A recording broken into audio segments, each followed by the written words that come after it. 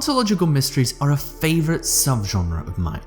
They're a justifiable setup to use a minimal cast and create heavy plot-based narratives reliant on characters forced to work together. So when I see a title called Abyss of the Sacrifice, which is a kick-ass name and just happens to be an ontological mystery with multiple protagonists, I'm sold already. Originally released on the PSP by Intense back in 2010, Abyss of the Sacrifice has been brought to the West by D3 Publisher for a dual release on PC and Nintendo Switch. I knew nothing about this title before playing, so let's dive in and see how it went.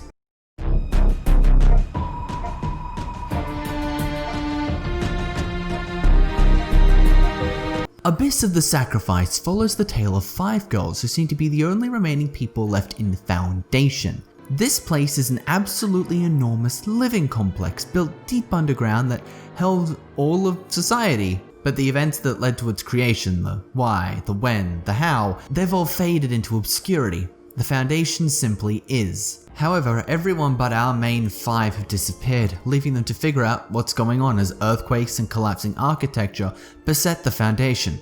At the same time, the food and water supplies begin to dwindle, leaving our heroes to question whether they can survive the oncoming chaos. To find out, you'll need to play the game. You begin thrust into a prologue with your first girl, who is trapped under some falling debris. From there, you're brought to a stage select screen that displays your playable heroines on the left and their own stages on the right.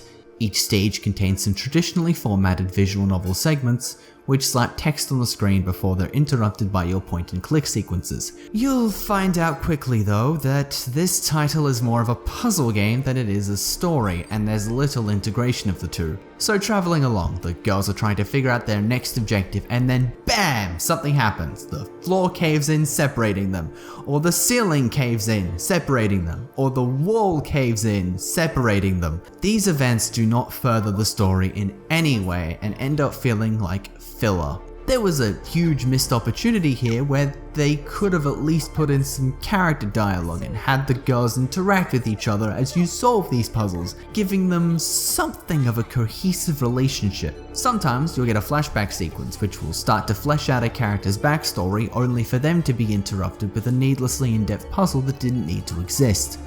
One example of this is a stage that involves making tea, but also the ingredients for locked boxes you'll need to find the codes for. Puzzles occur seemingly largely for the sake of them and interrupt any attempts this game makes at telling a well-paced narrative. Additionally, since the game likes to keep development and story beats heroine viewpoint specific, it means characters feel like cardboard when you aren't playing as them and negates the purpose of the multi-protagonist story. It makes this all feel very messy, and the presentation does not help that. The novel node text is black with a white outline, and since there are no filters to ever make it stand out, the text can be difficult to read. There is a lack of options to improve or customize this outside of your basic sound options and text speeds, which means you're out of luck. It looks the same in your point and click segments too. You'll learn when these start because search comes up in a cool font and then the puzzle theme plays. Puzzle areas are often made up of multiple screens and contain additional panels for special objects, with alterations constantly being made for objects that are added, removed, or changed. There's a lot of detail within them and the puzzles can be quite fun. However, the flowchart style stage select doesn't allow you to ever replay stages either. Once it's done, it's done. Additionally, the main puzzle track ends up being used for puzzles that are extremely tense or relaxed, with only a few exceptions. This leads to a not very fun, weird tonal dissonance that adds to the element of story interruption. This is weird because there are a ton of outstanding tracks in this game that could have been used instead. Abyss of the Sacrifice is a strange game because it's got so many elements I absolutely adore. It's a story-heavy experience with multiple protagonists and a unique setting that constantly manages to interrupt progression and not take advantage of its own systems. The puzzles are fun, but they were integrated only to hinder the overall pacing.